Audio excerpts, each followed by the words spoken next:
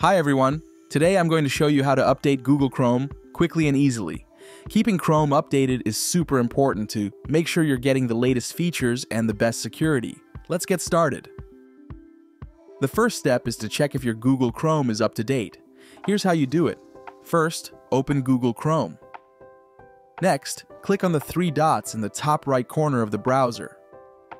Hover over Help and then click on About Google Chrome. When you do this, Chrome will automatically check your current version.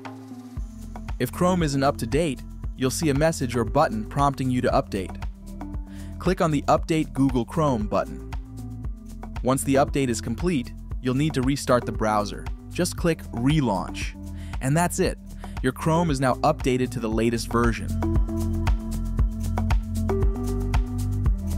By staying on the latest version, you'll not only get new features, but also better protection against security vulnerabilities. It's a simple step to make your browsing safer and more efficient. And that's how you update Google Chrome.